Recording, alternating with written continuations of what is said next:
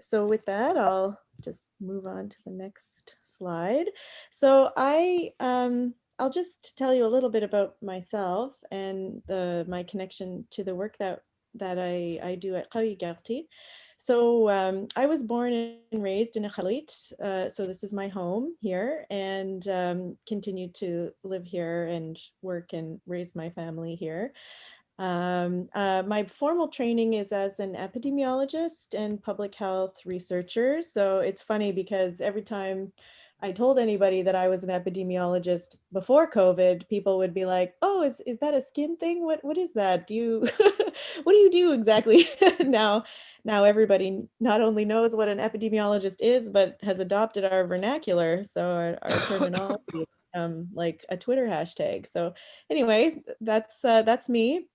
So we've been busy, obviously, with COVID research here as well. So I've been working in circumpolar health in some way, shape, or form since about 2002. Um, and both here in Nunavut and in Canada, but also in the circumpolar countries.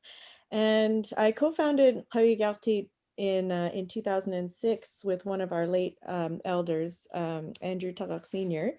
And I'm going to tell you a little bit more about the story of our center and our evolution as a community organization throughout this presentation. And in this photo are my two daughters, who are 11 and 9 now, out for a skidoo ride.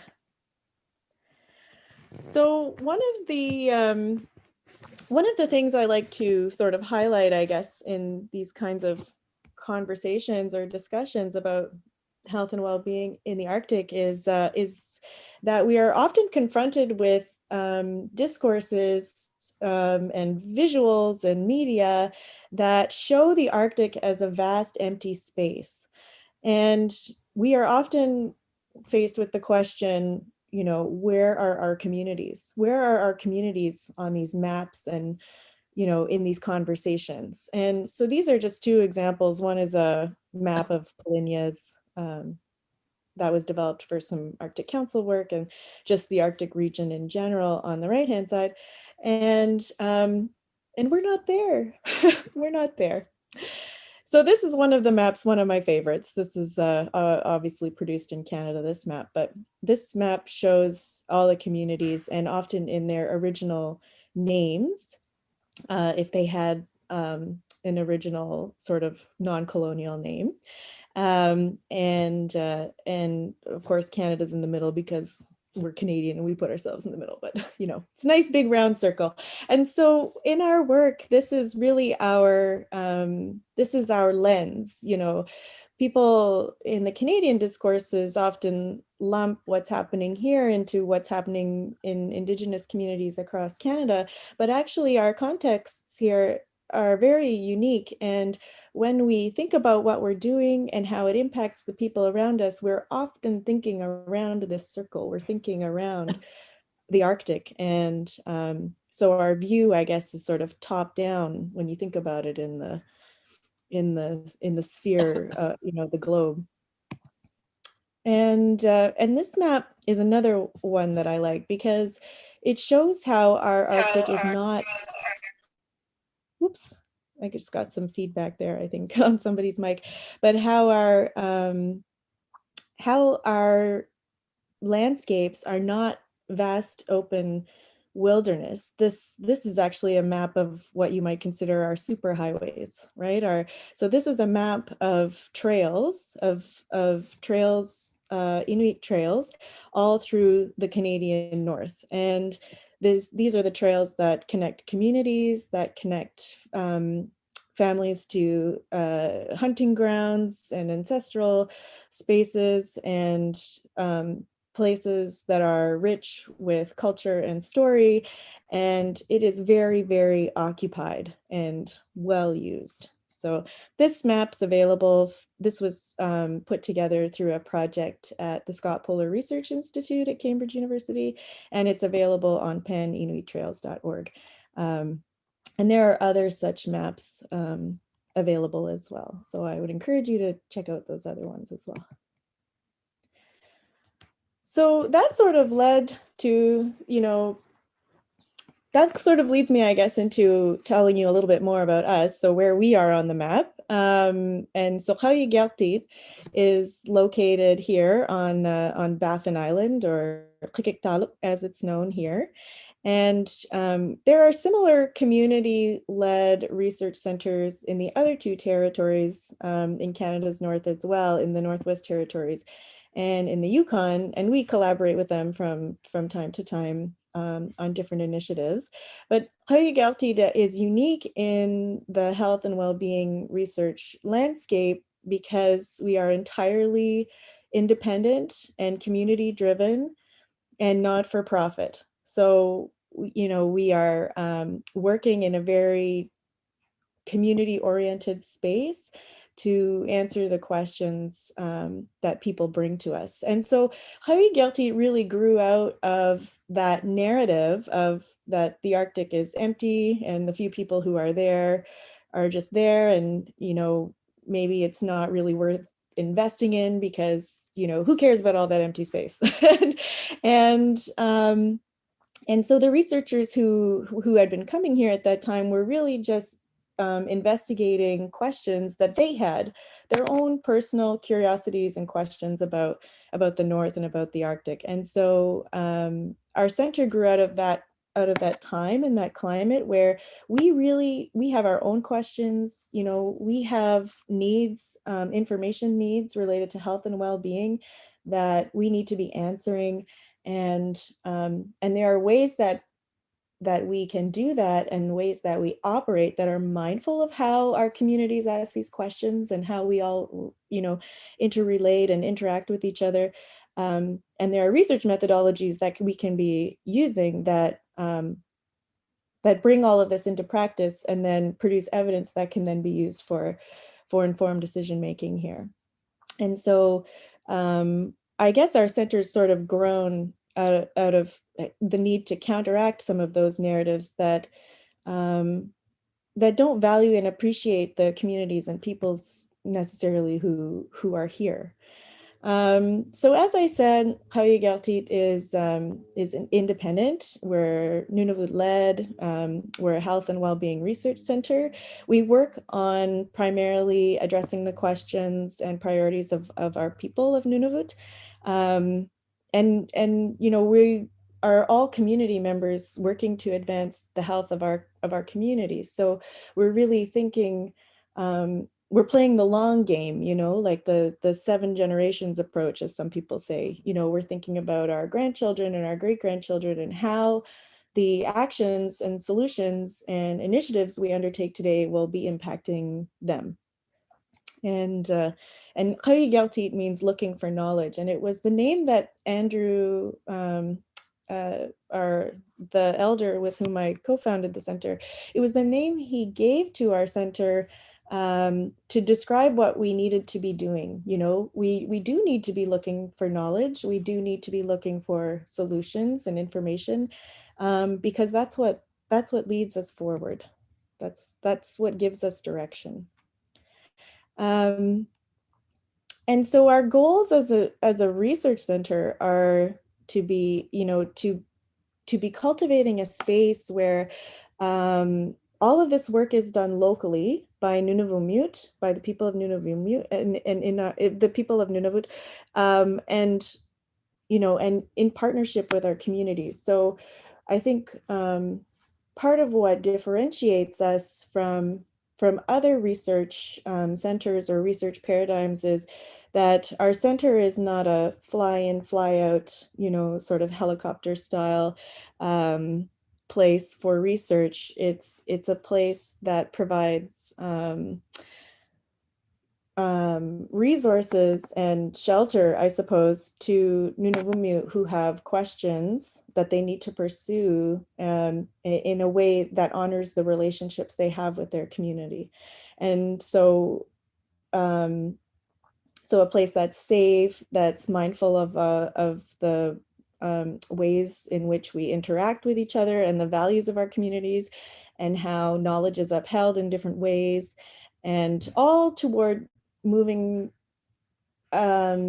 how do I say this? I guess one of the things our elders say is that there is no research without action. So research just to be curious is not the way we do things. That we engage that curiosity and harness that need for information by following through to some sort of action. That's sort of the catalyst, I suppose, for our investigation.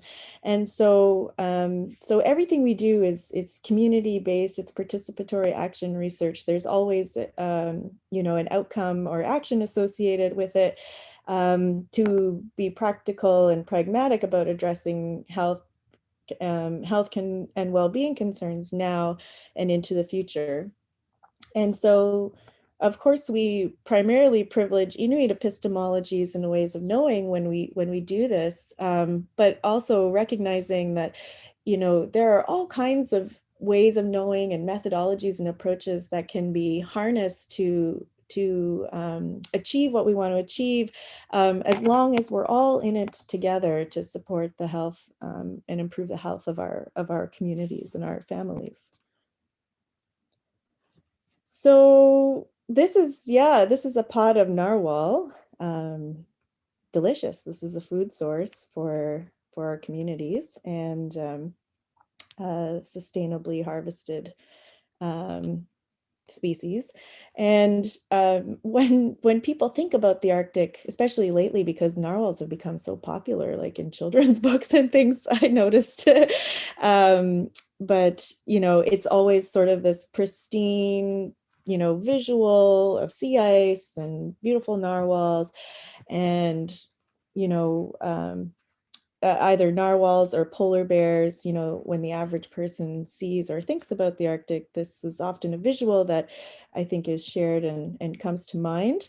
And in reality, of course, it's this. So this is the beach here in Iqaluit, and it's covered in snow and sea ice from the tide. And just off into the distance, all those little bumps, that's the pack ice. And so that's going out onto the ocean. And this is a group of parents taking children from the school out on the land for the day. So, the sea ice is our pathway to well-being, in terms of being able to harvest, to be out together, building relationships together, honoring the environment together. And it's busy. It's a busy place. And here's a picture of a muskox being harvested, a source of food and clothing for our communities. This is one of our elder instructors at Qayigelti, posing with her students in one of our courses we deliver on Inuit child rearing and child development practices. And this is what our center is. This is the kind of research our center is focusing on the kinds of actions and activities and knowledge that brings us all closer together, and then moves that knowledge and that research into practice, usually through courses and training and development of different sectors here in the territory. This is a photo of two of our founding board members, these two youth who are now grown up, but this was at our original, one of our original founding gatherings in 2006, and they were scribbling down all these notes about what youth needed to see in an organization like ours. And so our organization is actually structured to allocate two of the seats on our board of directors to young people, to students and youth advocates. And so their perspectives are valued at the highest level of governance in our organization. So to ensure that their perspectives flow through in everything we do. And I feel like this is also particularly important for Nunavut, where more than half of our population is under the age of 25. So we have a very large and vibrant population of young people here that we want to ensure are being heard in the work that we're doing. Everybody okay so far, Victoria? Do you want me to pause at any point or just keep going? Just, you can give me a thumbs up. You could keep going. I am monitoring the chat. So we have a few folks who will ask you questions at the end and come on video, but I think you can continue on and then maybe we can do a full group question and answer so folks can come on. Okay, great. Okay, I'll just keep going then. So, so this visual is here to remind us about the future, that this is what we're working for. So in this painting, the people have no faces because they haven't yet come to be. And they are who we're working for, our community members, children, families, future elders, are who are at the heart of our work. And so when we talk about what we're doing, we always say we come from a heart-centered space. And so this is often considered a totally, what's the word I'm looking for? I guess a totally different lens on what research is compared to like the traditional teachings of, the research paradigms that I've been trained in my formal education, but that I find are often at odds with my teachings as a community member from the community members around me and also the elders who are my teachers. And so at Qawigartid in our staff discussions and our board discussions, we often talk about how our work comes from a heart-centered space, that we come from the heart and the rest will follow. And so our actions are rooted in the heart and the rest will follow. And so that speaks to a very specific way of operating and harnessing and moving knowledge forward in our communities that also holds us morally accountable as community members to upholding the values of our communities around us. So one of the other teachings from our elders is when they talk about children, they say, if you teach to the heart, the mind will follow. And I was in a meeting with a circle of elders about 2 years ago, and they were talking about the health and well-being of children. And one of their concerns, of course, that they were raising was today children are not taught to their hearts, they're taught to their minds. In their discussions about formal schooling and formal education, they said when they go to school, they're only being taught to their mind, but they're not being taught to their heart. So they're not being taught to be a good person in such a way that they can apply these teachings that are going to their minds. And so in our work as researchers, we work from the heart and the minds will follow. So often I think we at Qawigartid are also confronted with a dominant narrative around what's here in the Arctic and what our capacities and capabilities are. And it's often, I think, in our media in Canada, Nunavut is often painted with a lot of negative statistics, and we do have a lot of challenges, absolutely. But we also have a lot of strengths. And so our center is built on the strengths of our knowledge, of our communities, of our relationships and the way we work together. It's built on the pathways to well-being that exist in our life as people in the North. And we really focus on releasing the capacity that exists in our communities to foster those future generations that we think about. So that's what community health looks like to us. We're building on all our strengths. So so as part of trying to elevate our way of doing and being, thinking about research and health and well-being in the Arctic, as part of elevating that to a larger audience, we published our research model, which is called Piliriqatiginnaq, which is the concept of working together for the common good. And at Khayugartit, that's what we're doing. We're working as a collective for the common good of our communities. And so this concept, these values that underpin our work and our heart-centered space are about working together for the common good, about inuqatigitiarnuq, which is being respectful of all human beings.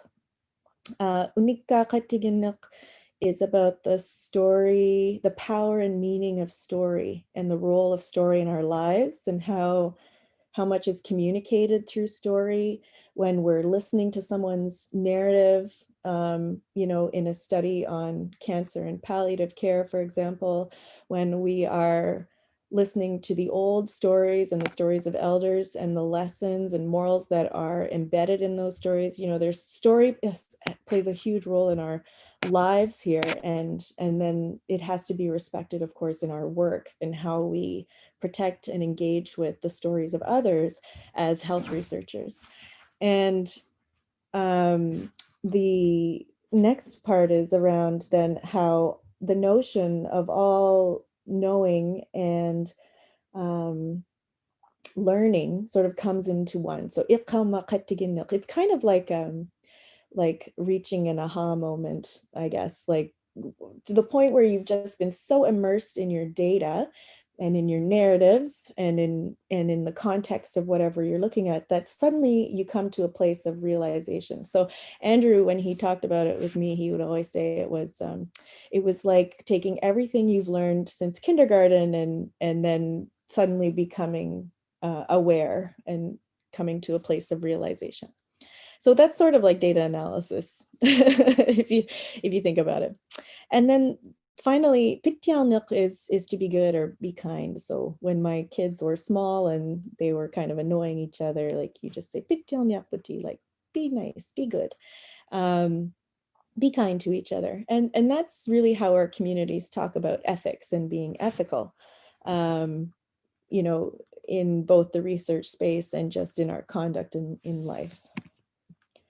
So these values were sort of came together into this model, this Piliriqatiginnaq model, for as our way of explaining how we operate. So children and families and communities are at the center of our research, and then this bubbles around that. I know the text is very small. It's very annoying. I need my reading glasses also to see it. But basically our philosophy is that anyone and everyone can be involved in research in our communities as long as we're all working to that common goal of improving the health of our people. And so the little bubbles just sort of serve as a reminder of all the different stakeholders, I guess you could say, that can be pulled in and invited into projects, who might have other invaluable perspectives. And then that's all framed within the values that I just described. So this is the model that guides every single research project that takes place at Khayugartit and has done so since 2006. And sorry, I thought I had a screenshot of the publication, but it's published in the International Journal of Critical Indigenous Studies if you want to learn more about it. It's an open access publication. So what does all that mean as researchers, for me as an epidemiologist, for us as community members in the Arctic? What are we actually doing? What do we do day to day? Well, this is the list. So we held a number of community engagement sessions when we were first creating the center that allowed us to speak to people from all over Nunavut to talk about what their priorities were for health, for research, for children, for themselves. It was just wonderful. And we had 3 of these sessions all across the territory, and we flew people in to these gatherings, and we had high school students coming from the high school, and it was a very enriching discussion. And so this was their list of priorities. And one of the things you'll notice maybe right away is that they're all overlapping. So they're not mutually exclusive categories, but this was how our community members wanted to explain and articulate all of the things that they felt we needed more information about to make good decisions and take positive actions. And so this sort of last one at the end, I find actually to be the most interesting. The first four kind of give us a lot of clear direction, and especially in the context of settlement here in our region, and residential schools, and historical outbreaks of influenza in the past, and how that changed the dynamics of families here. The first four categories fall quite naturally into that context. And then this fifth one always sort of seemed like a bit of a catch-all, where people were putting stuff that they couldn't always quite find the language for. And really what this last sort of category is for me is in Inuktitut, there's a concept called Piiksilnuk. And it's the concept of giving without the expectation of return, sort of like volunteerism, but bigger and richer than maybe just that word. But it's how we are making a contribution to the collective well-being. And so and so to me, this last category sort of starts to scratch the surface about what that means for people, and where that might be missing in today's context, in today's busy communities, and in the lives people are leading. So that's sort of how I interpret that last bit. But anyhow, this is our guide. These are our guide, and communities continue to come to us regularly with questions, with project ideas, with requests for information that then we go forward and work on either with or for them. So as such, then we have in our work, we have about 50% of our work is community-based projects. It's specific, arts-based. We have an arts-based sexual health intervention that we work on with schools, with students in grades 9 through 12. We have child and youth mental health projects. We have climate change and health adaptation projects. We have sort of lots going on that is all very community-based. And then about 40% of our work is like territorial in scope.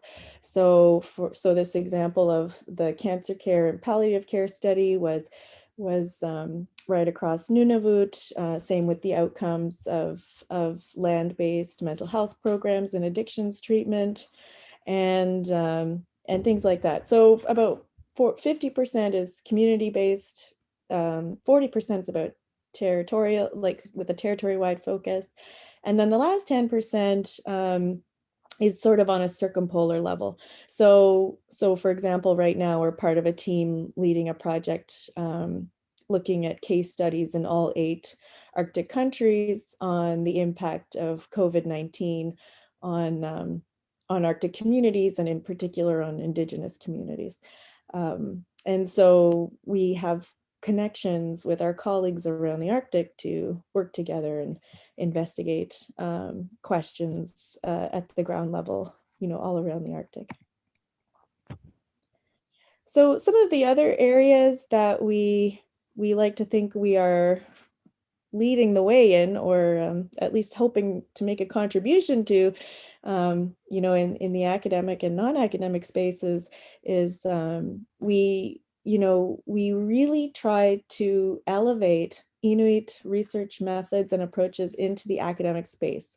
We know that the way knowledge is viewed and approached, and just even philosophically how we come to know what we know, or as human beings, that the philosophy related to that, and different epistemologies and pedagogies is unique here, and we try to elevate that into the academic space. We definitely are leading the way in arts-based public health research methods in Canada. different consent procedures in different languages and audio and video protocols. We've set up our own ethics review board here, the first and only REB in Nunavut, for providing research review for any project undertaken by our center, as well as contributing to the hospital-based ethics committee as well here. And then quite a lot of teaching and training. We have a number of courses that are being accredited, graduate level certificates and community research workshops. And then we have a really awesome and dynamic team, and they're all great guest lecturers that I would totally recommend get invited out to talk about their work, because they're all far more amazing and interesting probably than me, I think. And then we provide some limited student supervision for our students from Nunavut who go away and come back to do practicums, or we sit on committees, thesis committees and things like that. So we're kind of slowly growing our profile outwards around teaching and training. So in all of that, in the Arctic research landscape, I think what makes us unique is, we are people from our communities working to answer our health questions. And we do this through the model that is based on the values of our communities, that's based on this model.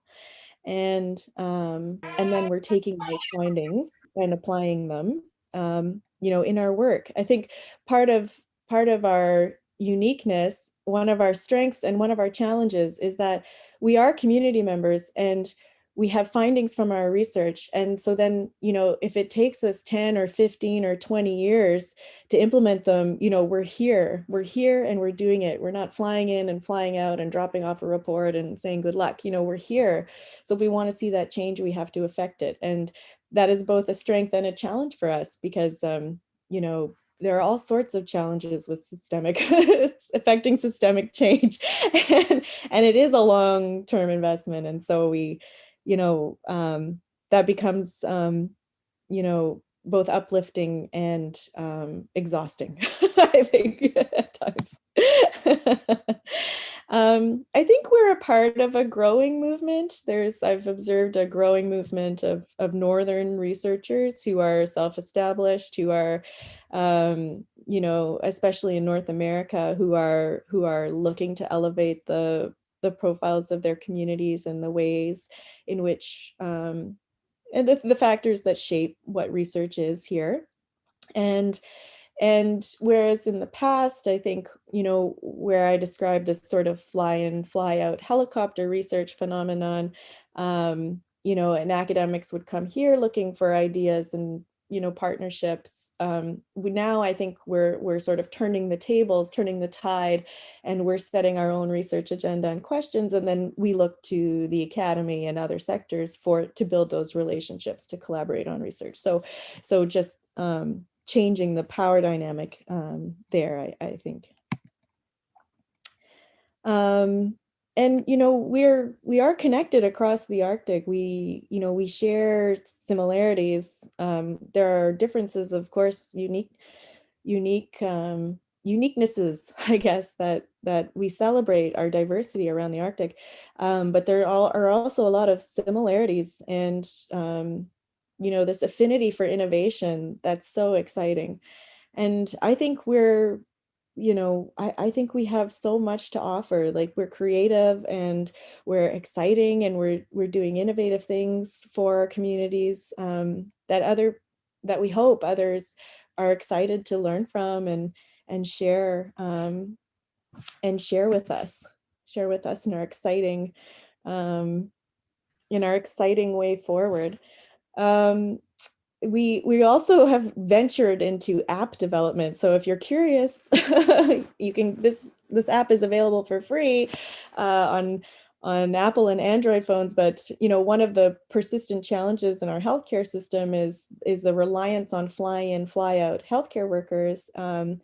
And they often come without any cultural or community orientation. And so with our communities wanted us to develop an app that would provide that to incoming or short-term, healthcare staff, especially now in the times of COVID, of course. But this was actually an initiative that launched 2 years ago. And so we actually have 2 apps that are out now for various sectors, providing some of that information and in the voice of our communities. So the voices of our community members are in the app telling these workers what they need them to know before they come here. So now we're kind of moving into some technological spaces as well for our interventions.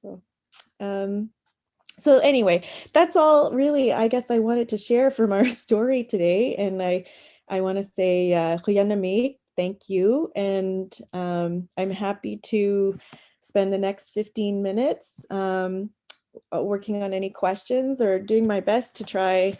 I can't promise I'll have any answers, but I can try to answer some questions. And I'm putting our contact information up, but we're pretty active on social media on where there's the Twitter address, and then we're also on Facebook and Instagram.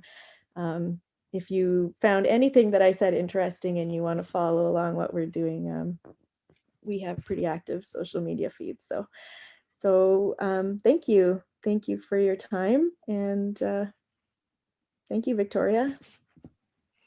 Thank you, Gwen. If everyone could join me in giving an incredibly huge round of applause for an amazing presentation. I know that it was it covered so much, but also went so deep and wasn't just a surface level overview, but really presented some, I think, big ideas that will continue the conversation on Slack and maybe our one-on-one round robins in the weeks to come. For now, there are lots of questions that I'm going to ask our fellows to come on and ask of you, Gwen. Patricia, would you like to come on and start off the Q&A? Sure. Thank you very much. And thank you very much, Gwen, for the presentation. It was very, very interesting. I am a doctoral candidate and I study in the United States what we call philanthropy. So exactly what you're talking about with community and the common good. I was very interested in understanding why it is important that the Health Research Center be a nonprofit organization. You talked about your independence, and what is it that the status of a nonprofit brings to the Health Research Center? Well, that's a very interesting question, and gosh, I could talk for a while about this. But okay, I think the simplest answer is that this is this our given the legislation in our region, our options are to be, a nonprofit organization or a business, and so we're not a business at all. I mean, I guess some could frame it as such, but also I think it comes back to the values that I explained, that, this concept of piitselnuk, like we are doing this work because we are of service to our communities. And this is what our community members have chosen for us as a profession. If you can sort of stretch to imagine what that might be like for me, for example, in my upbringing, I have been put in positions by my my teachers, my elders, or my community members to do this kind of work. So, from a young age, it's like they're sort of cultivating you to sit in this position that you will later have to fulfill as a grown-up.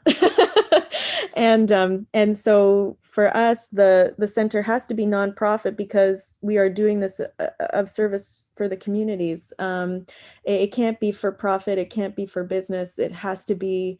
I guess it's like the organizational setup that most closely aligns with the values. And of course, now there are social enterprise businesses, and we're trying to branch into that area as well, where you have a value-based business. But then you have to have individual shareholders and stockholders, and anyway, it just gets way more complicated than I'm interested in. And so, you know, as a neutral place for knowledge, you know, acquisition and elevation, the nonprofit society framework is the closest we can get to that as an organizational setup. Does that make sense? We're also working in, you know, on the topic of philanthropy. We've been working for years to actually get charitable status, so that we can receive charitable donations. But it's an extremely difficult process in Canada. It's 5 years so far that we've been working on that. So. Yeah, I am on the board of the Arctic Youth Network, and I can confirm that charitable status in Canada is a long process. Yes. Okay. You know. Devora, would you like to come on and ask your question next? Sure. Chayuna May, Gwen, wonderful that you're here with us. It's Devora Newmark. And my question to you is about the climate change and health research project. I would love to know specifically more. You mentioned it in one of your bullets. Is it focused on mental health and climate change, or physical and or physical? Is there a arts-based methodology associated with that? Anything you could tell us about the specifics of that climate change research that you're working on?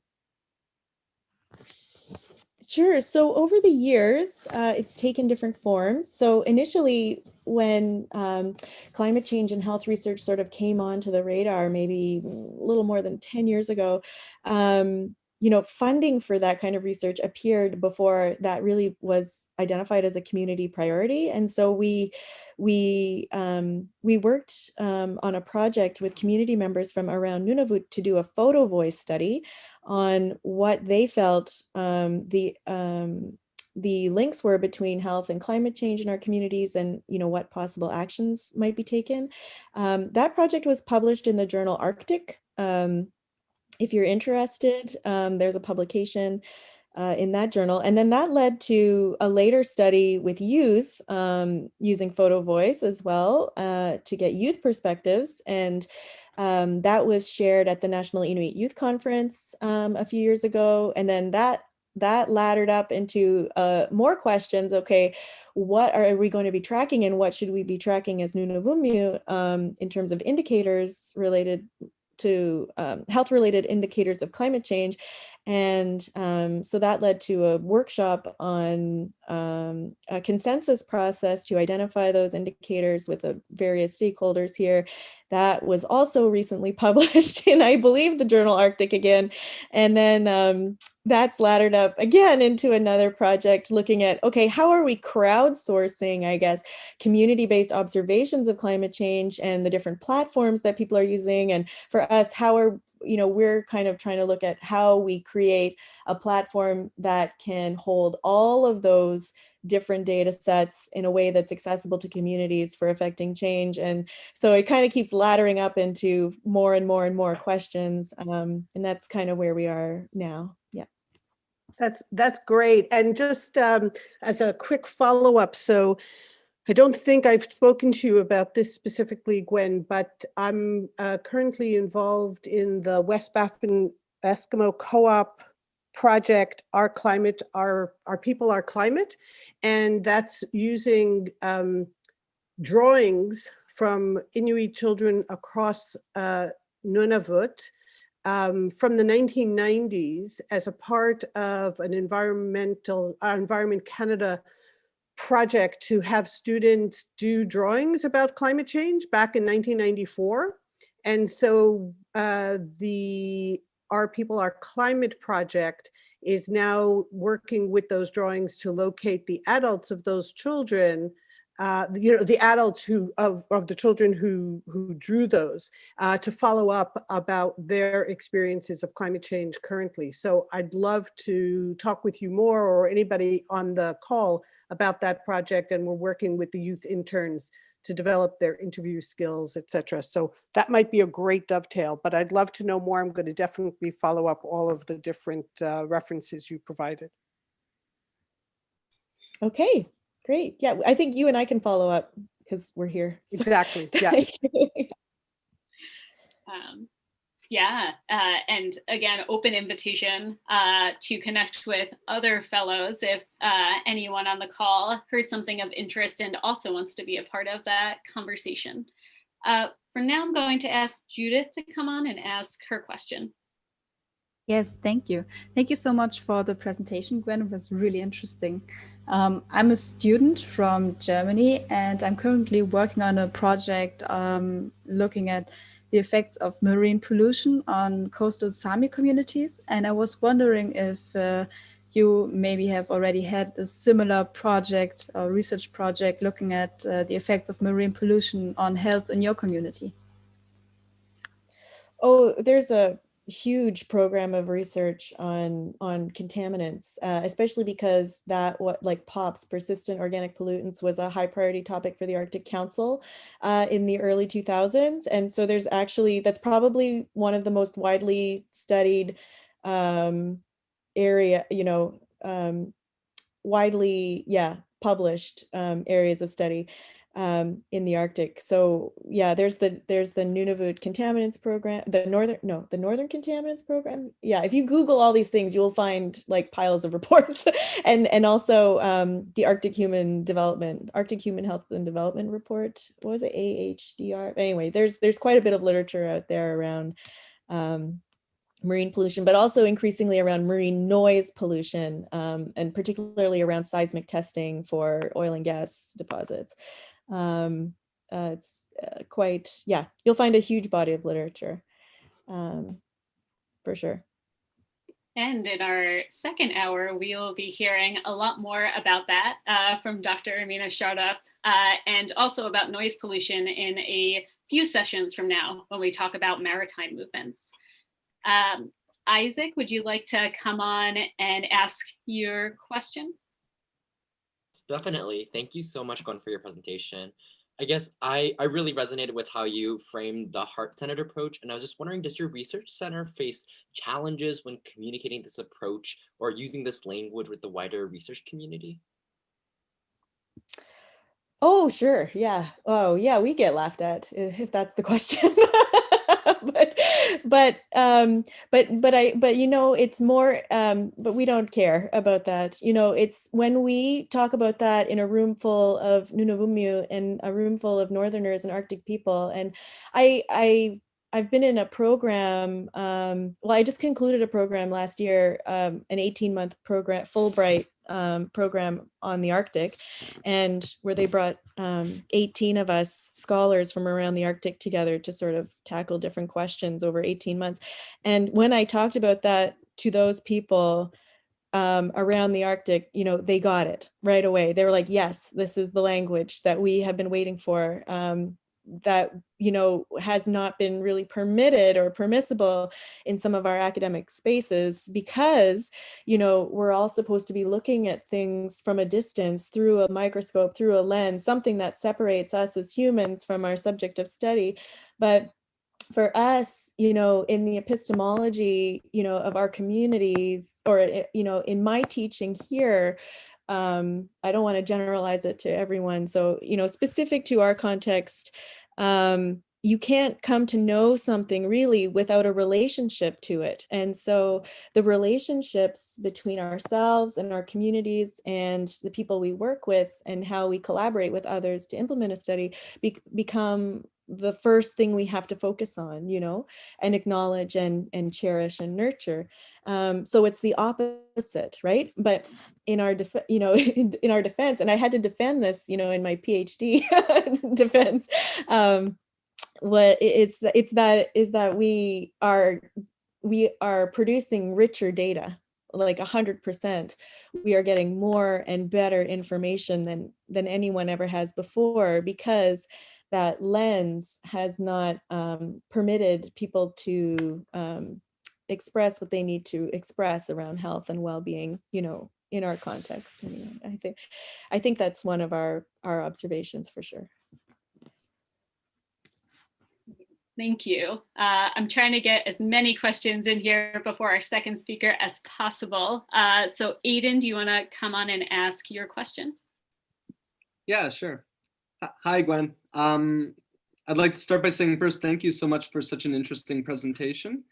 I personally really enjoyed it, and I'll just really quickly jump into my question here. I'm really interested in food security in the Arctic, and how I've been reading a lot about how a lot of Inuit communities are starting to turn back to a lot of traditional food systems, harvesting whale, harvesting muskox at a larger rate in order to start using traditional foods again. And there have been a few studies written in the Canadian Arctic on how these improve problems with food security and nutritional deficits, and huge problems with how expensive groceries are in the Arctic in general.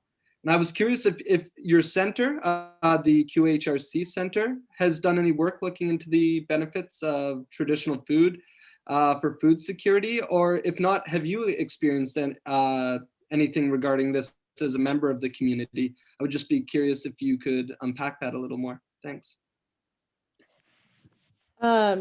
Okay, that would probably take an hour, I guess, or more, but the short version is I think the level of harvesting has remained the same in terms of the importance of country food like traditional foods in the diet of our community members. Like everybody fishes and hunts. I think the harvesting pressure is like these populations of caribou, for example, and seal, were feeding a population of 4,000 people, like 80 years ago. And now, our population's 36,000 people.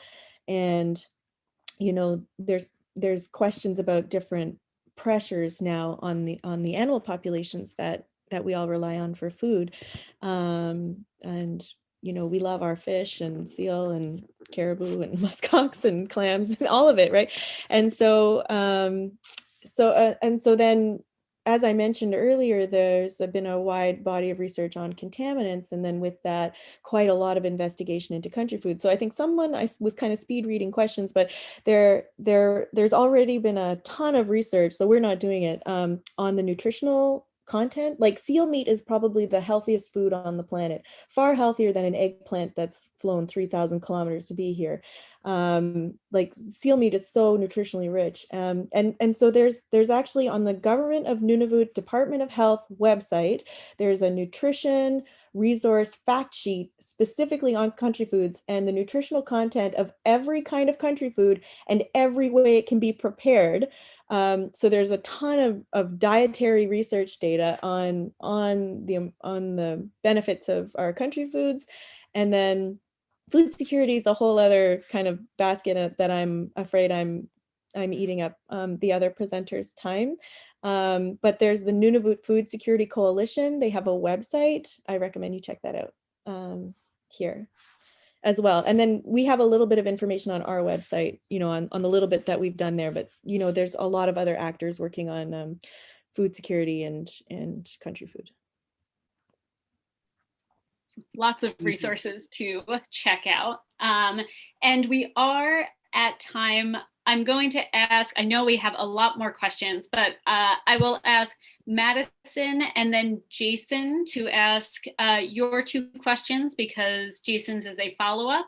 And then the rest of the questions I've copied and pasted, and we can get to off of our live Zoom. So Madison and then Jason, do you want to ask the final questions before we move on to our second speaker? Yeah, I'll try to be quick. So I just loved your organization's main values, and how you obviously work incredibly hard to make sure all the voices of the members of your organization, but also the members of the community, make sure their priorities are heard. I'm part of a project management team on a very large multi-partner research project, and we work with researchers across multiple countries and cultures. And I just wondered, I know this is a very large question, but if you had any suggestions on ways which projects and organizations can really ensure that everyone's voice is heard, especially that of younger researchers. And also if you had any ways which your organization helps foster a supportive but also culturally sensitive environment, especially when working in a diverse group where you have people from all over the world conducting research. Oh gosh, that's a great question. It's funny when we in our Fulbright Arctic program that I mentioned before, when we were all coming together, we said, okay, you know what, we're all going to share food together. This is going to be one of the things that brings us together. When we're in person, we share food together. It's kind of a great universal way to create a shared space for relationship building. Even though it sounds really simple, it's actually really important. And it's where a lot of that informal relationship building happens. In terms of working together across large multinational projects, gosh, I wish I had some advice for that. I don't know that I do. I think for us, we really try to make sure that we don't get swept away in what others are doing, you know, in terms of adhering to our values and our goals. And, you know, at the end of the day, the questions we ask ourselves is, what is this doing for our center and for communities? And that kind of helps us cut through spaces where we get bogged down. But that doesn't mean we don't get bogged down. We do, for sure. But yeah, just relationship building. And sometimes, like when we get a cold call, you know, I mean, we get cold calls all the time from researchers who are like, I am curious about X, you know, can I work with you? Or, and, you know, we almost never will work with people we haven't built a relationship with. So, you know, in order for that project to move forward, we would have to meet with them, we would have to talk with them, we'd have to learn about what's going on and who's there and who's in the room and who's involved, who's funding it, and then, you know, kind of work on building a relationship before we even decide if we can work together. So it's, and I know researchers get frustrated because I've seen it, that they get frustrated with us because they're like, well, I'm trying to do this and can't you see that this is good for you? And, you know, and I have to say, well, that's, you know, that's our decision. And, you know, we have to make sure it's good for us and a good fit for our communities and for the kind of work that we're doing. And that takes time. And so we, you know, it is hard to be confronted, I think, at times with that perspective or that entitlement. I find sometimes there's like a narrative around entitlement to the Arctic and, you know, driven by different discourses. And, you know, our perspective doesn't, I think, align with that. And so that causes some, you know, some butting of heads, I suppose. Yeah, and we'll circle back to specifically this theme in our final session with Dr. Keola Fox, who will talk about ethical and unethical research partnerships. Jason, did this answer your question, or do you want to still ask your follow-up from Madison? Yeah, I'll add pretty quickly. First of all, thank you, Madison, for that question, but also thank you, Glenn, for this amazing presentation. Kwayanakpak. So I'm not from, but I live in Nunavut now.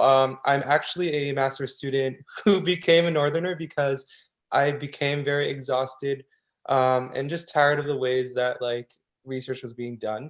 And part of this was because through my research, I noticed a lot of interpersonal conflict between researchers, especially down south, and community members in the north that I didn't know how to navigate through my research because I work in a community-based participatory framework. I use photo voice as well. I do participatory video and photo, media production. But one thing that I couldn't find like solid guidance or like readings about was like how to navigate these interpersonal conflicts. So for example, when community members are like, I don't want to, like, they feel uncomfortable, they feel exploited by the ways that like Southerners come up and just use organizations here as a, for example, a checkbox to get their funding. So how do you navigate those sorts of conversations when they come up and when there's like very like obvious heavy emotional like toll that is brought up. And like, I just don't find that academia teaches us how to navigate these situations. So I was wondering if you have any pointers as to how to do that. Okay. Yeah. I know the climate that you're describing is not uncommon, and here too. I think one of the things that I've observed is our center here has helped change the landscape of some of those challenges that you're describing in the NWT. Because we also, so in Nunavut, there's a Scientists Act. There's also one in the NWT. We have the same act. And as part of that act, scientists who come to the North have to be licensed to do research. And so in Nunavut, for the health side of things, we've worked very closely with our Nunavut Research Institute, which is the licensing body, to make sure the reviews of health research projects, health and well-being research projects, and some like social cultural related projects go through a really rigorous review process. And so we work closely with our colleagues at Nunavut Tungavik, like the land claims organization, and in the government of Nunavut to make sure these basically to protect our communities from that frustration, like from unethical behaviors, from that from poorly designed studies. I mean, for sure, because I mean, we do have this climate, we do have a fear of research in some of our communities because of terrible things that have been done in the past. Like in one community, somebody showed up and, started pulling people's teeth out. And then there was the skin graft study in Igloolik, in the 70s. Like, this is in the living memory of our elders and some of our adult population. So it's not like this is very long ago. This is still recent. So of course, we are extremely mindful of what is and isn't ethical, in terms of our own work, but then also we're engaging in these other spaces like related to licensing, which is not our work, but where we are working with our colleagues to, I guess, provide rigorous reviews to studies that are proposed to take place here. And for sure, we get frustrated and at times angry researchers who are not happy with our processes. But our argument is you have to rethink what it means to be ethical and to be aligned with the priorities of our communities, first and foremost. So I don't know if I answered your question. Maybe I made it worse by giving too much information. No, that's great, Koinakpak. Yeah, I think you gave a great segue to continuing this conversation, which I think a lot of people, I saw a lot of head nods to continue it in our continued conversations channel on Slack to share, your thoughts, follow-up questions, and to not let this conversation stop now. But I am conscious that we have taken over an hour of your day. So if everyone could again join me in giving a virtual round of applause. Thank you so much, Gwen, for putting together and sharing that presentation, answering so many of our questions with such insights, being so honest through them, and just, thank you. And I really hope that me, but also everyone else gets to meet you in the not so distant future, and that we can share some good food somewhere in 2022, maybe through an Arctic event or the Research Coordination Network that Gwen is also a collaborator on, that is supporting this Arctic Winter College. So thank you, Gwen. I hope you have a wonderful day and that you found this a meaningful conversation. Yes, thank you. Thank you for the great questions. I just kind of quickly was scanning them, and I hope, it sounds like you're all going to have a great discussion. And thank you for listening. If I was able to contribute anything to your great discussion, I'm grateful for that. So thank you. And good luck with the rest of your presentations. Thank you. And we are going to continue with another incredible presenter in our second hour of our health and well-being session today. I'm not going to take up more time and just going to quickly introduce our second speaker, Dr. Amina Sharda, who I invite to take the virtual stage and share a bit about herself before going into her presentation. Dr. Sharda is an assistant professor at the University of California at San Diego, and she's going to share, I think, some pretty incredible research from the lab that she runs, but also her own experiences, which I think will be a great follow-up to Gwen's presentation. So Dr. Sharda, I'm going to ask you to introduce yourself so I can find you on our call and spotlight you for all of our fellows. Hi, I'm right here. Can you hear me? Yes, I can hear you. Excellent. Thank you for the invitation. I'm very excited to be here. It's nice to scroll through the list of names and seeing some familiar names. So I am an assistant professor at the Scripps Institution of Oceanography at University of California, San Diego, as Victoria mentioned.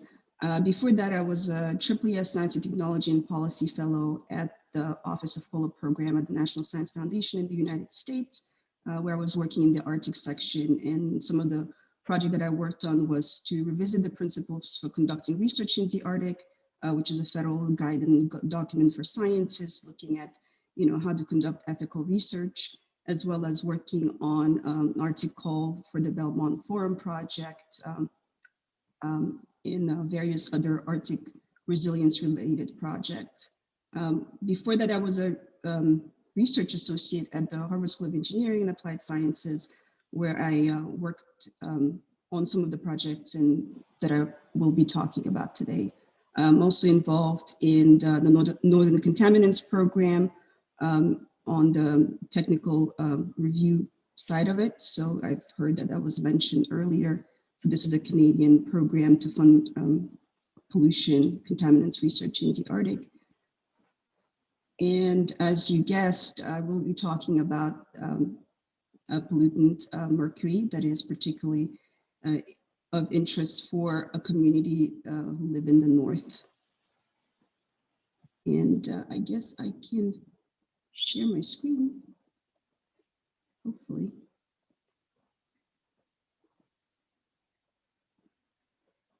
Let me see how this works.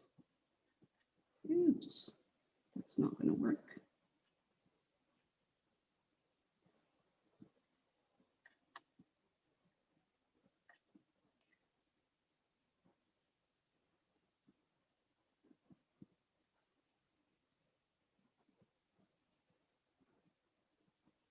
Sorry, I was trying to do the share portion of the screen, but I guess I'll just share the whole screen.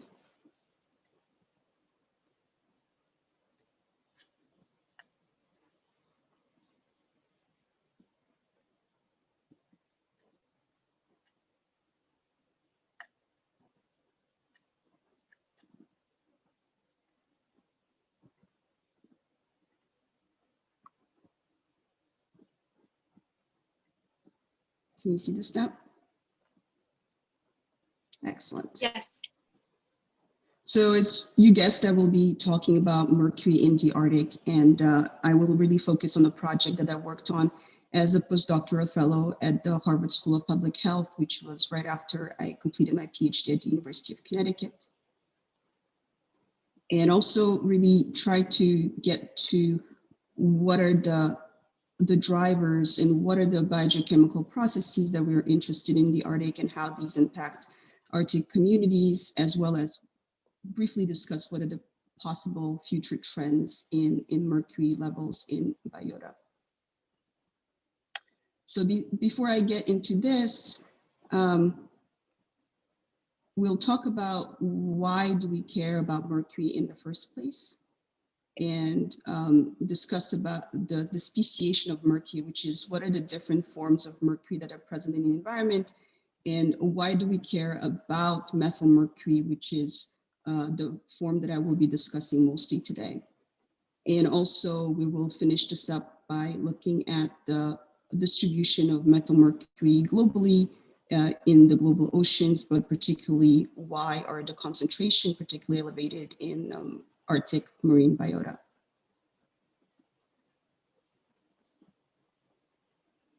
So a little bit about mercury. Mercury is a metal, as you may have known, and a lot of you may have seen that it exists in this liquid, pretty shiny form, but it also comes in different species, which is and different isotopes. And different isotopes is just a natural kind of breakdown of mercury that exists in the environment, and the concentration of these naturally different types of mercury that are present in the environment can be useful to look at, for example, the origin of the mercury in the fish. So we kind of use it as a fingerprinting or of a source of mercury. We also use those different isotopes to kind of trace how mercury changes in the environment. So we would add a certain one of these isotopes into water or sediment, and then look at how it then propagates across different reservoirs that we're interested in. And I'll get to it later. Another thing that is important to realize is that mercury in the environment exists in different, what we call species, so forms. There is the organic species, such as dimethyl mercury or monomethyl mercury, and they have different properties. For example, the elemental mercury right there is very volatile, so it gets removed from the water column really quickly. Divalent mercury, on the other hand, just is particle reactive, so it binds to things and just settles. Monomethyl mercury is really the one we are interested in when we're talking about fish. So if you've heard that mercury is dangerous for people and then it's in fish, what people are actually talking about is this monomethyl mercury species. They're not talking about just mercury in general. And this is important to understand what is going on later in this talk. So the forms of mercury determine its health impact. Inorganic mercury broadly is not that dangerous because it's quickly removed from the organism. It has what we call a low absorption rate. So when you ingest it, you can eliminate it quite rapidly in most of it. So it doesn't stay in the organism. Methyl mercury, on the other hand, is quite the opposite. It what we call accumulates in the organism, and it actually also biomagnifies, which means that as you move up the food chain in the marine systems, the higher the predator is in the food chain, so the more animals are below it, the more methyl mercury it will have. So think about something like a shark that is really high, like apex predator, or marine mammals that are carnivorous, that consume fish, that consumes fish, that consumes fish, etc., ends up having really high concentrations of methyl mercury. And of course, as humans who literally sit on top of that entire world food pyramid, we are the ultimate apex predator if we consume other apex predators. So our exposure can be quite high depending on which type of marine mammals we consume. Methyl mercury impacts the nervous system, the central nervous system, and it's particularly dangerous for developing brains, so young children, and so that's why they tell pregnant women to not consume large quantities of sharks and high predator fish. And there's quite a long history of usages for mercury. It has really interesting both physical and chemical properties, which used to be about 3,000 years ago, between 3,000 and 5,000 years ago, used for as a painting. It has this really bright red color as a cinnabar, which is the mineral form of it, and so it was used to paint pottery. It was found in Egyptian pyramids and Chinese pottery from back then. It was also used to treat all kinds of diseases because people thought that it actually could treat diseases. There's the chemical properties are interesting, and one usage that has, at least in the United States and many other countries resulted in high contamination of a lot of ecosystems, especially estuarine systems, where the usage of mercury in the felting industry. And this started out because sometimes in the 17th or 18th century, the French who were felting hats realized that when some Turkish felters, when they were using camel hair, and they realized that if the camel hair had urine on it, that it would end up producing much nicer felt. So when the French realized that camel urine made for nicer felt, they thought, well, it's hard to get camel urine, so how about we try human urine? And this worked, but there was a person in the group that was getting much, much better felt with his urine, and they kind of put two and two together and realized he was treating his syphilis with mercury, because like I said, they were using mercury as a medicine. And so they thought, oh, maybe the mercury in his urine is the one that actually makes this nicer felt. So they started introducing mercury usage into felting. And so that's how we ended up with large felting, mercury contamination from the felting industry. And as I said, because we have this long history of usage of mercury, the natural cycle of mercury has been perturbed. So humans have added a significant portion more of mercury into the environment. So the natural cycle of mercury is mercury leaves the volcanic activity or hydrothermal vents. It has a long residence time in the atmosphere, which means that it spends about 6 months just going around the globe, which means that he can deposit pretty much anywhere, including the Arctic. And once it's in the atmosphere, like I said, it can deposit either in soil or ocean. When it's in the ocean, so this is how humans have increased the amount that we add from our our mining and just power coal burning activities, which is actually the #1 source of mercury to the environment. Mercury deposits in oceans or aquatic bodies where it can be converted microbially to methylated mercury forms, which are the ones that we are concerned about. And then the methyl mercury then biomagnifies in the food web. So you can reach really high concentrations in those, like I mentioned, predatory fish.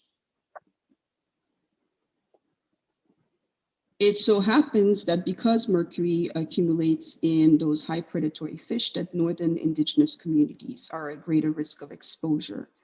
And this is due to two primary reasons. One reason is, as I said, it's consumption of apex predators, so fish and marine mammals that are high in the food chain, but also because for some reason in the Arctic Ocean, the marine biota there has higher concentrations of methyl mercury.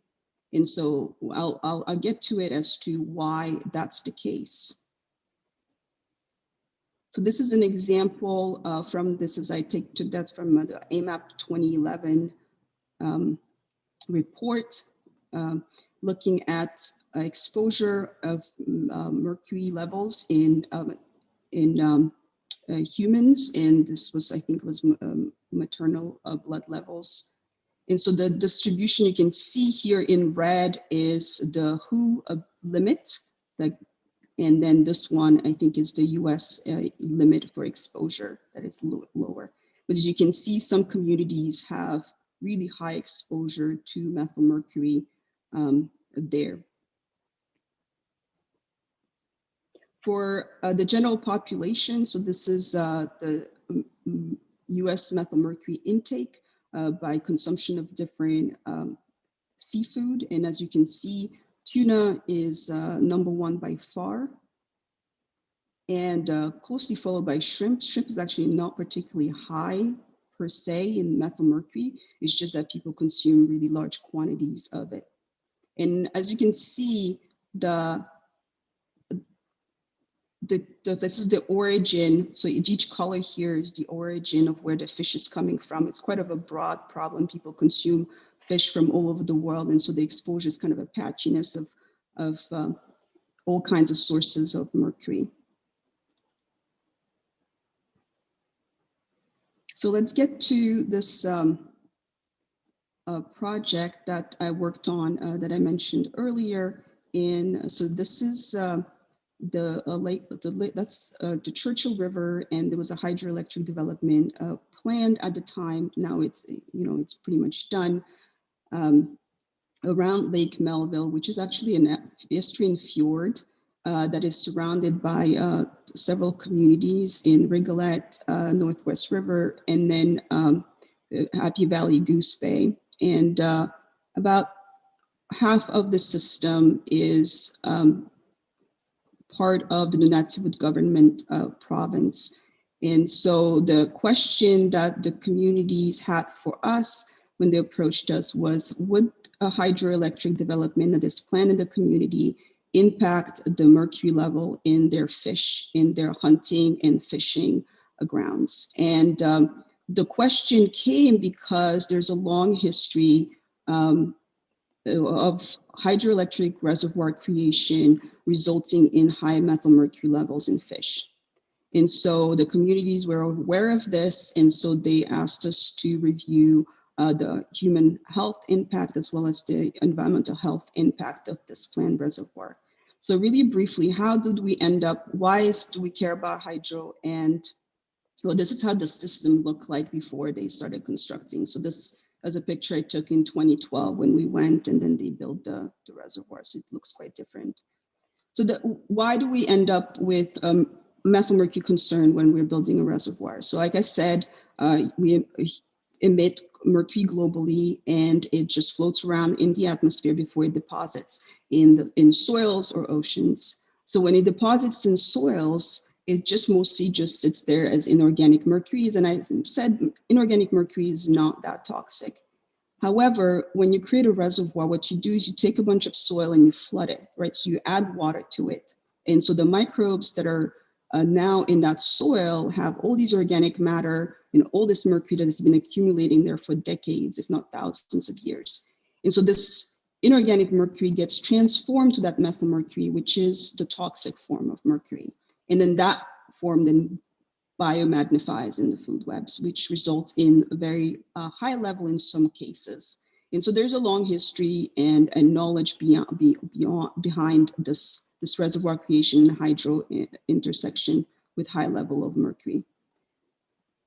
So this is the system that we were looking at. So as I mentioned, this is Lake Melville, which is an estuary. So here to the right, you have the Labrador Sea. So these are the communities that we were working with. And the reservoir was somewhere here. Let's see if you can see this, but the reservoir is over here in Muskrat Falls. And as I said, the communities are kind of spread around the Lake Melville. And so what we did was, what we wanted to do, I'll give you the big picture here before I keep going into more details. So the big picture is this: we have the system where we actually didn't have any data as to how a mercury cycled in the system. And we're trying to figure out how a reservoir over here will then result in a pulse of methyl mercury that would potentially impact the levels in the fish and the marine mammals that consume food around this area. And so the other side of it was, okay, what are the baseline exposure of the communities around Lake Melville? How much of their diet is connected to this fishing and hunting in the system? And how will this potentially change as we increase the methyl mercury levels potentially through a pulse from that system? So what we wanted to do is get the baseline information from the system, so create a biogeochemical model that connects the reservoir to Lake Melville, and then has the ability to then look at future projection if we send a pulse through the reservoir and how that propagates across the food web. And then we also wanted to know what the baseline diet for people were, so we can then scale, if we know how much they eat right now, what their current exposure is, and we can predict how much the concentration will increase in the fish, we can make some sort of a guesstimate or estimate, hopefully good one, as to what the potential increase for people is. So that was kind of the big picture plan. So we did that. We went out there and we collected a bunch of samples. We worked with Joey Agnerock as well the community, and this is his fishing boat. We collected pretty much everything we could: sediment concentration, water concentrations, both in the rivers, all the tributaries that bring the water out there in the Labrador Sea. And we built a baseline model of how mercury cycles in the system. And one of the big findings that we had that actually made a difference in terms of what we think the future projections were, was that the system was extremely stratified. So almost everything was connected to what is happening in the first 10, 20 meters of the system, which is problematic because anybody who has done the salinity exercise where you pour fresh water on top of salty water, it kind of floats. This is what's happening. So you have this reservoir that is placed on the river where you're going to increase the methyl mercury concentration, and then you're going to flood it down, a downstream system. So all this methyl mercury that was in the river would just stay at the surface. And this is problematic because a lot of the biological activity is also occurring at the surface near where the sunlight is, which means that the impact of a potential increase in methyl mercury are magnified in the system. So how did we try to figure out how much methyl mercury may, by how much methyl mercury may increase in the reservoir once it's created? So we did incubation experiments where we took soil cores from the reservoir area. So we went there and just collected soil cores that we then poured the river water that is going to be used to flood the system into that. And then we ran experiment over time looking by how much methyl mercury is going to increase. And we compared different types of soils and cores. And then overall, the trends was pretty clear that anytime you flood soils that have never been flooded before, they start producing methyl mercury. We also relied on literature information to look at how a reservoir, like soils, like reservoirs that have been created in the past, by how much the methyl mercury is increased in them. And then use those relationships to project how much we think the future reservoir is going to release, how much methyl mercury is going to release into the downstream environment. And then we then connected all the pieces together and we looked at, okay, so if we increase the methyl mercury by this much, how much are we going to see of that increase in the river and all the way down to the downstream estuary? And so our predictions were about 10 times increase in the river and about 2.5 times increase in the estuarine surface. And this range is consistent with what we observed in other systems that have been flooded. So one thing that was interesting with this project is this was the first time that the work was done before a reservoir was created. A lot of the reservoir related methyl mercury work has been done post creation. So it's kind of interesting to see what we think is going to happen and then get to compare it to what is actually happening. For the fish, what we did is that we asked the community to provide us with just whatever they eat, where they get the food from, fishermen collected, local foods, country foods, and we then measured them for mercury, both what people eat from the stores and store-bought, as well as locally caught. And we measured the mercury concentration in various food stuff.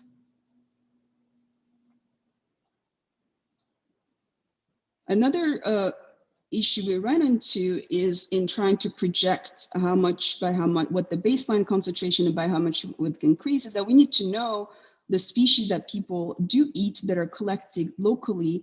How much time do they spend in the river versus the estuary versus neither, right? If they're store-bought or they're spend time in the marine environment. Because remember, we're projecting that the increases are highest in the river, in the reservoir, and then a little bit lower in the estuary, and then, none in the marine system, right, in the Labrador Sea. So the question was trying to figure out how much time do different animals spend in different water bodies. And so we used isotopes of mercury as well as other isotope tracer to figure out, okay, how much time do species spend in freshwater versus the estuary versus neither. And then we scaled this to get what our projected contributions are going to be. So in gray here, you have in left here, you have the species that people consume. and in gray is the baseline concentration of mercury in that fish. And then we calculated what would be the projected levels based on how much time those different species spend in the river versus the estuary versus neither. And so we are saying that the contribution of methylmercury currently to the people diet is about 70% at baseline. And then we think that the increase is going to be up to 89% if people continue to eat the same type of diet, if the diet doesn't change. So how do we calculate this? Well, one way to do it, and at least that's the way we did it here, was to figure out, well, how much what people eat, how much of it do they eat? And to do that, you pass out dietary surveys. This was really quite amazing because, and this is discussed in Ryan's paper, is that we really had a really high community participation. Usually it's really difficult to get a large fraction of community, but because this was driven by a question that the community had rather than by something that we necessarily approached the community, the participation was about 90%. So most people filled out the dietary surveys. Most people provided some information about what they consume and how much of it. And so once we have that information, as well as how much mercury is in what they consume, it's easy to calculate what is the typical exposure in the population. And so from there, we can calculate, okay, what is the baseline exposure and what is the exposure going to be, knowing the concentration or the projected concentration, as well as assuming that people will not change their diet as a result of the reservoir.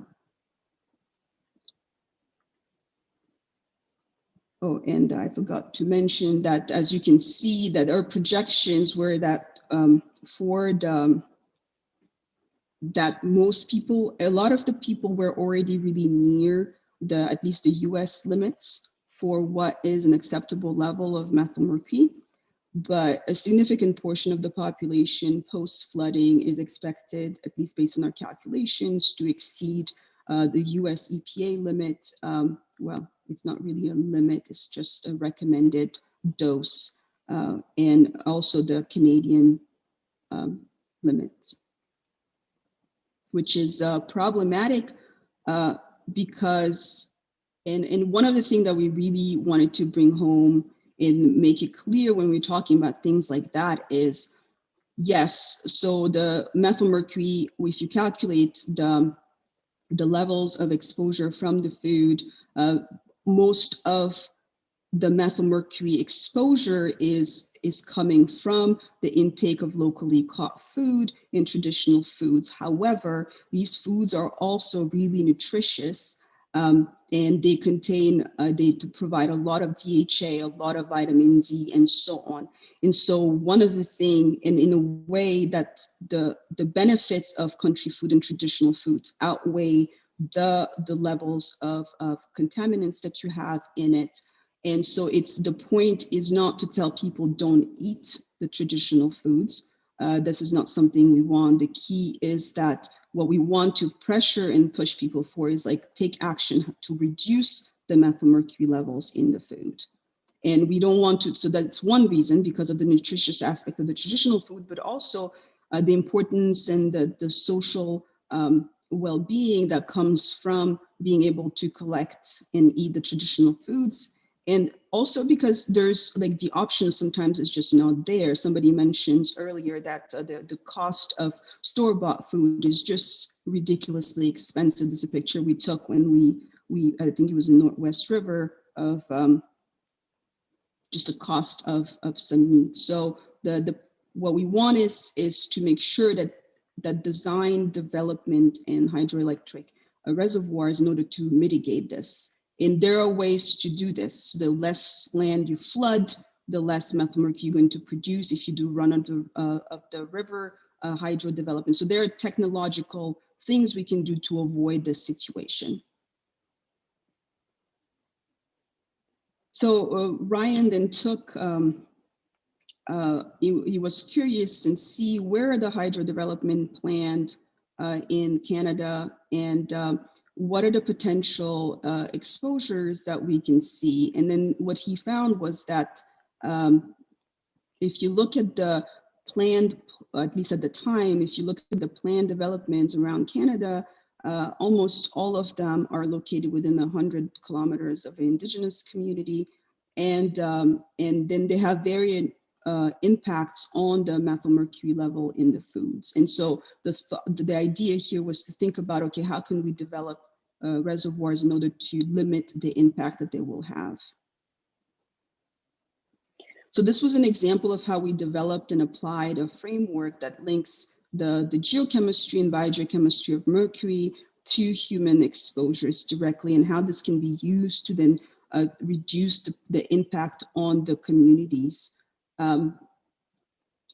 So the questions, I guess, broadly is not just about the Arctic, but just generally, like on a philosophical level, as we as a human society is trying to reduce the impact of our actions on communities.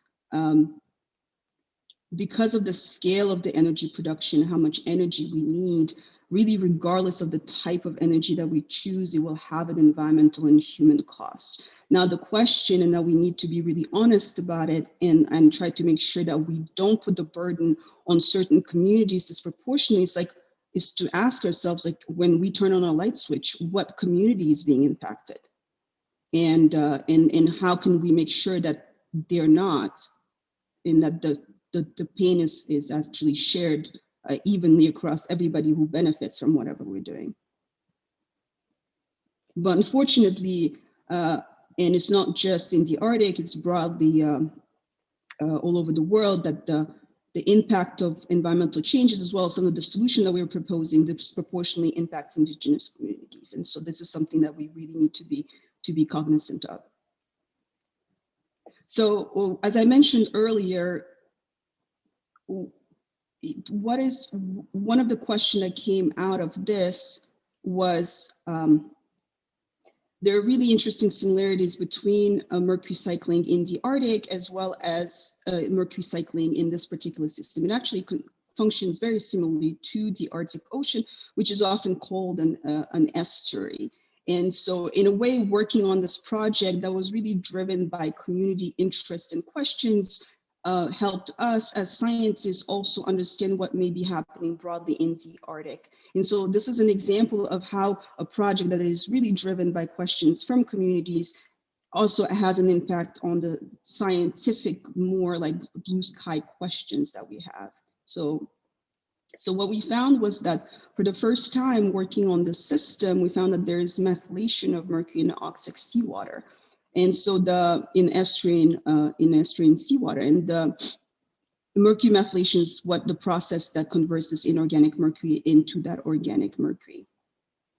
And another thing that we found is that this is driven by the stratification, which means, like I said, this like very fresh water or relatively fresh water sitting on that salty water. And that's really what we are seeing also happening in the Arctic Ocean broadly. So I'll quickly go from that to talking about, mercury biogeochemistry in the Arctic Ocean and how come we end up with these relatively high concentration in the biota. And is there really, understanding why it's the case may help us as a global community think about ways that we can mitigate that or remediate at this point. As I said, one interesting aspect of mercury is that it kind of hops around the environment, where it goes from, emissions from coal power plants and kind of goes in the soil, gets re-emitted and so on. And because of that, it has a high residence time and then ends up accumulating in even remote and pristine areas, leading to high concentrations in some fish. So what we did in the Arctic was that in the Arctic Ocean is that we looked at mercury distribution in the water column. And so this is the two organic forms of mercury. So you have monomethyl mercury, which is the one that biomagnifies the food web, and that's another one, I won't mention it. But we also did incubation experiments using isotopes, where, as I mentioned earlier, we take a water sample, we inject mercury isotopes, and we look at how it transforms. And we did indeed find, just like in Lake Melville, that methyl mercury production is really happening near the surface in the top 200 meters. And that is why we think there is high levels in biota, because unlike other oceans where you see a peak lower in the water column, this one is actually really close to where a lot of the biological activity is happening, resulting in the quick accumulation of that mercury by the food web. Unlike other systems where, the peak is down here, so you uptake it up, it takes a while for it to get to the food web, at least the phytoplankton. We also took this into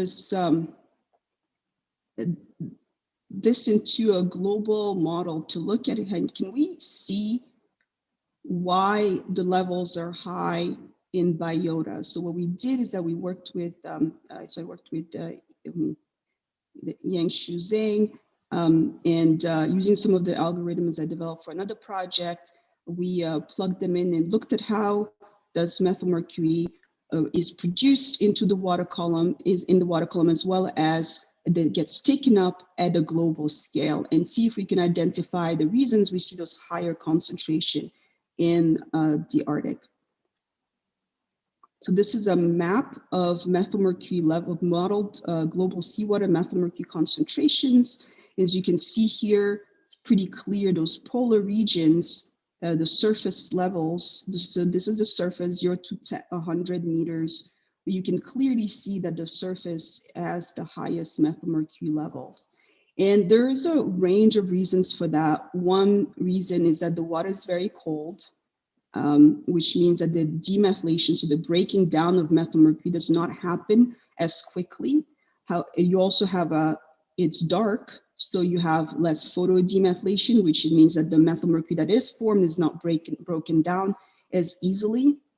So you end up with this, and then of course you have the stratification of the water column, so you end up with the methyl mercury really high in the surface. And so this is the case in both polar regions. So these high surface concentrations, then of course, if you have them near where the phytoplankton activity is happening, so this is the methyl mercury in all type of phytoplankton. Here, you can see that the poles are also particularly elevated in concentrations of methyl mercury. Then of course it changes depending on the phytoplankton, specific phytoplankton you look at. Of course, when you take it to the next level and look at who eats the phytoplankton, you'll see a little bit of differences between the types of phytoplankton. But again, these regions, there are northern regions with colder waters, end up accumulating more methyl mercury. And so we think that this is one of the driving reasons for the higher concentration in biota in the Arctic. And on this, I want to just thank my co-authors, as well as the funding sources. And really the take-home message here was what I said earlier in my previous take-home message, as well as the next step really is to try to figure out how the ongoing changes that we're seeing in the Arctic, from sea ice decline to rapid warming, coastal erosion, permafrost thawing, is potentially impacting those levels. Because as I said, these are rapidly changing ecosystems, but people who live there are still relying on high quality and nutritious food. And so what we don't want to see is that because of increasing contaminants level, that we actually pass this threshold where the food is actually now still nutritious, even with the levels of methyl mercury that we're seeing in there, that we will pass beyond that thresholds. And so what kind of action do we need to take at the global levels to make sure that we don't actually get there, which of course includes reduction in emissions, reduction in usage of coal power plants. But as we switch away from coal power plants, we also need to think about how those alternative energy sources may impact the community directly, locally, even if at a broader scale, we are reducing carbon emissions. And again, I would like to thank everyone, and I am ready for your questions. Awesome. Thank you so much. If everyone could again join me in giving a virtual round of applause for an incredibly stimulating presentation. And I definitely think that last question of, the transition of our energy systems and how we should think about this in that context is something that we can definitely continue the discussion on, and we can bring back in our energy session a few weeks from now. We have a few questions for you already lined up. I'm going to first ask Nicholas if you would like to come on and ask your question. Yes, I'm here. Can you all hear me? Yes, I can hear Yes. you. Okay. Sorry, I'm getting no visuals right now. So thank you, Dr. Sharda. That was, and I hope I pronounced your name correctly. That was really interesting. I'm a social scientist, so this is all very kind of outside my wheelhouse, but obviously not only peripheral, but deeply integrated into these social concerns, justice concerns. I had two questions. The first one, which is very short, was you showed that map of mercury exposure levels in the Arctic, and I was wondering how that compares to other regions of the world, especially ones that are where food production and food consumption comes from, it is more industrial versus places that are still living kind of subsistence or living small artisanal fisheries and things like that, if there's data on mercury there. But my main question is, what was your experience being part of this research project with Muskrat Falls in terms of who you were able to communicate with?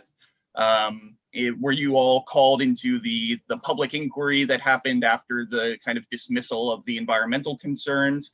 What was your experience just like being a scientist at the table with politicians and I don't remember if it was Quebec Hydro or which company was helping develop that. But Narcor, right. So yeah, so if you could just so many questions.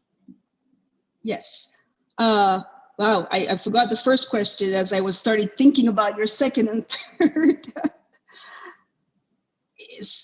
What was your first question? Just how do methyl mercury exposure levels compare between the Arctic and other parts of the world? Right.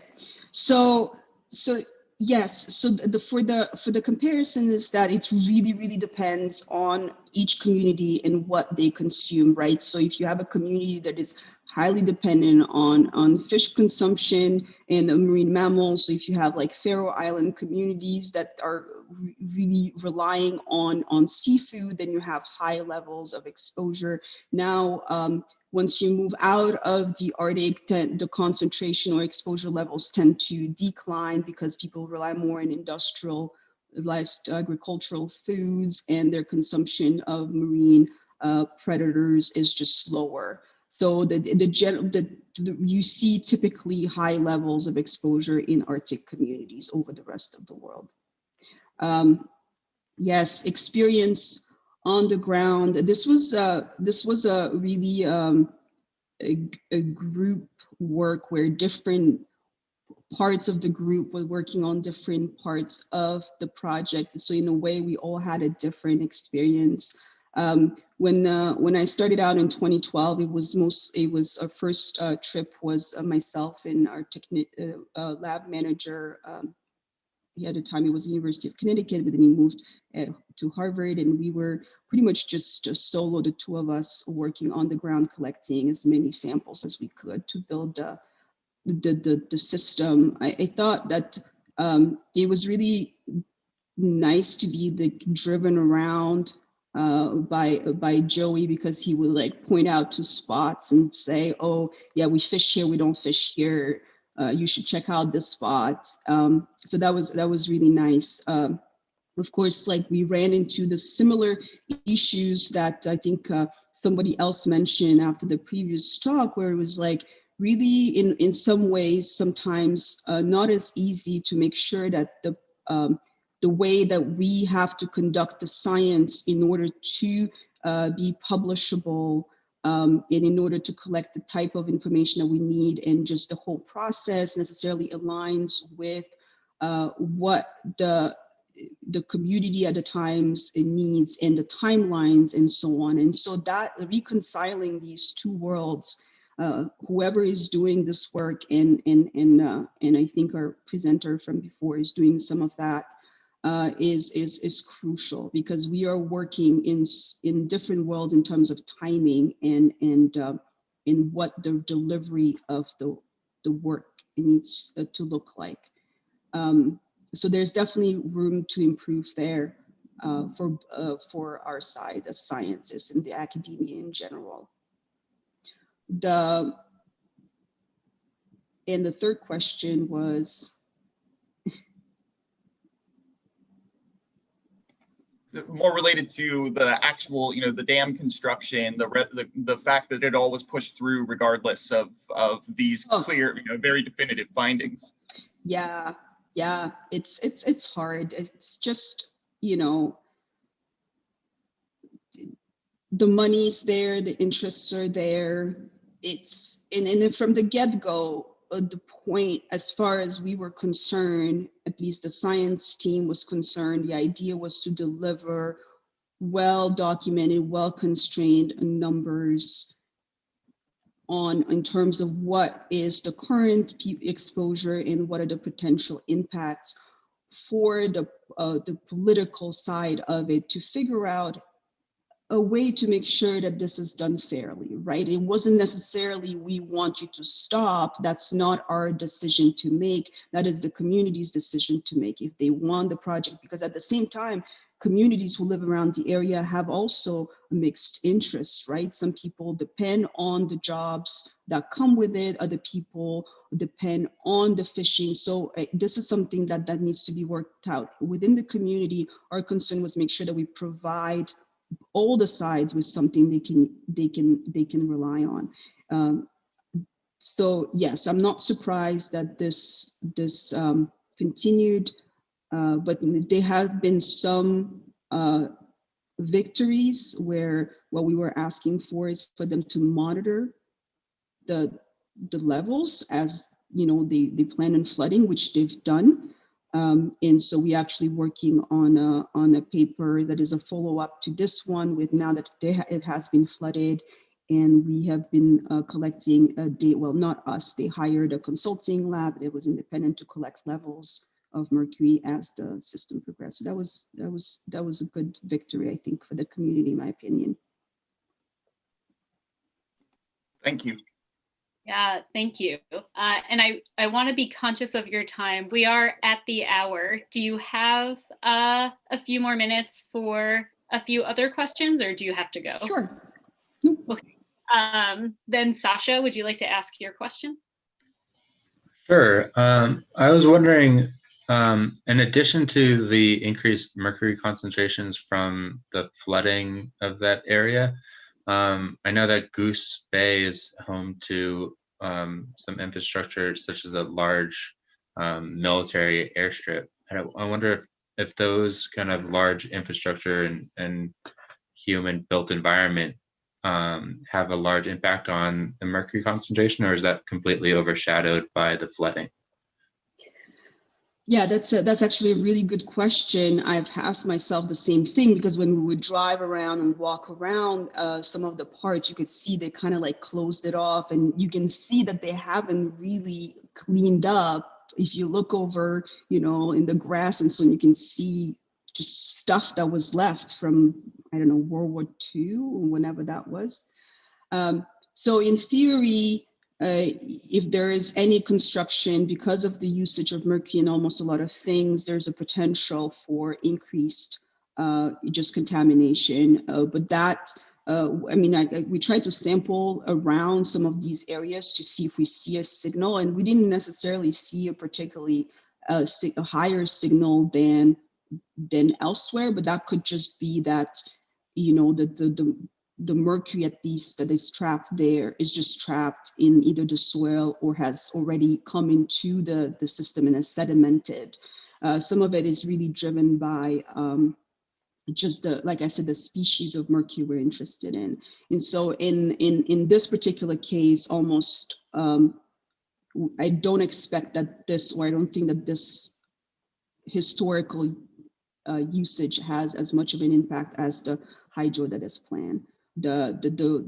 The mercury that has been depositing from atmospheric into soils is just very reactive. The microbes that are there taking up that organic matter, they're sending that pulse, and the freshness and where it is in the water column matters. So no, I don't think it has as much of an impact. Or yes, it's smaller than the hydro plant. Thank you. Yulia, would you like to come on and ask your question?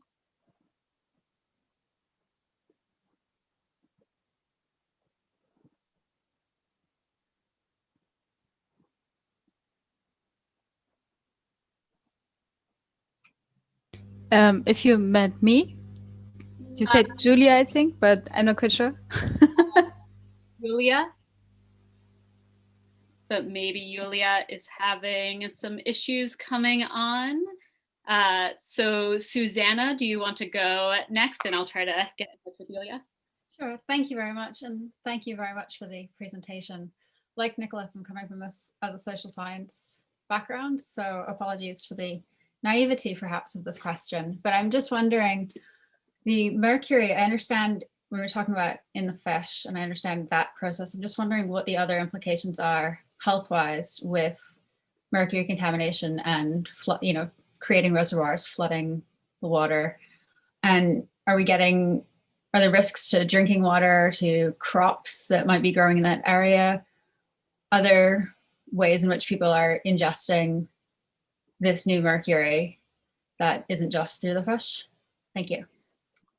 Yeah, thank you for your question. And before you answer, sorry, I'm going to tag on Yulia's question because I'm going to read it for her, because she is also interested in if climate change is going to increase exposure rates. And she also asks, what else can be done to tackle the issue besides reducing fish intake?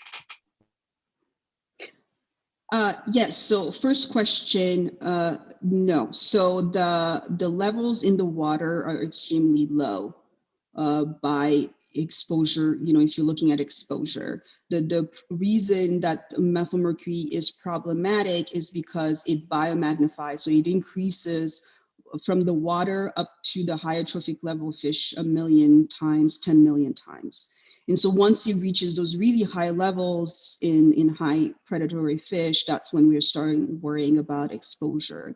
But it's, as far as we know, of course, we can never say never. I mean, the levels, decrease all the time in terms of what is a healthy or okay level to be exposed to.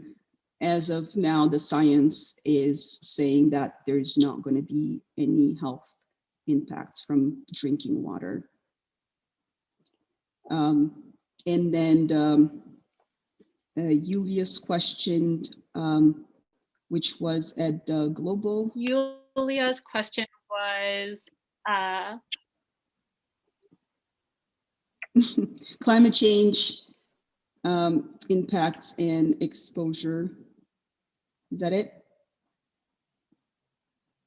Don't ask me two questions at the same time. Sorry. Yeah, so Yulia's question was what you just said and what can be done to tackle the issue besides reducing fish intake. Yes, so what our goal is, and it's been the case, so here's the public health perspective on this. When we tell people don't consume fish because it has high methylmercury level, very often people switch to something that is even less healthy for them. So from a public health perspective, reducing fish consumption out of fear of exposure to methylmercury is not something that anybody wants from a public health perspective. Now, people who are concerned about, conservation and environmental, species and overfishing, that's a different problem. But from public health perspective, this is not what we want. What we want is to just reduce the level of mercury in the fish so people can continue to consume healthy foods without being exposed to methylmercury. And so in order to do that, we need to reduce emissions. And so that is the focus of global programs and conventions, like the Minamata conventions, is just reduce emissions of mercury. Great, thank you. And I think our final question for the session, Felicia, do you want to come on and ask your question? Hi, thank you so much for your presentation. I was wondering if you were aware if there have been any studies done to see if there's similar mercury increases for like small in-river hydro or like the new wave energy generators. So it's small hydro? Like here at the University of Las Fairbanks, we're working on creating these like small in-river hydro. So there's no damming or anything. They're like devices in river, and there's been a lot of studies on fishes, but I hadn't seen anything on mercury. Yeah, so in order for, so the levels of methylmercury production in reservoirs is related to how much soil you flood. It's almost proportional, right? So the more soil you flood, the more methylmercury you will produce. So if whatever system is designed to flood as little or no soil at all, because if you saw that, you remember that I had this plot that shows the areas where we took cores that were never flooded before versus the cores that were flooded occasionally. You don't see any production in methylmercury from the occasional flooded soils. You only see it from the ones that never been flooded. So if your hydro doesn't flood, doesn't create reservoir, you will not see an increase in methylmercury. Thank you. And I think at 10 past, we have taken up much of your day. And I think we have gotten to all of our questions. So if everyone could again join me in a huge virtual round of applause for Dr. Sharda. Thank you so much. Thank you. It has been an absolute pleasure. And you, in those final takeaways, have given us starter conversations to continue after this. So thank you for doing that work for me so that we could continue the conversation. But thank you again. Thank you everyone for joining us for this session. Thank you. Next week, we will be moving on to our terrestrial changes. So we'll be talking about fires and ecosystems in the Arctic and subarctic, and we'll also be talking about Arctic greening. I'll follow up with an email with the recording and contact for this session, and I look forward to seeing all of you next Tuesday, and hopefully some of you on Monday for our social event. Until then, I hope everyone has a wonderful, healthy, and stress-free week, and I will see you next week. Bye, everyone. Bye, everyone.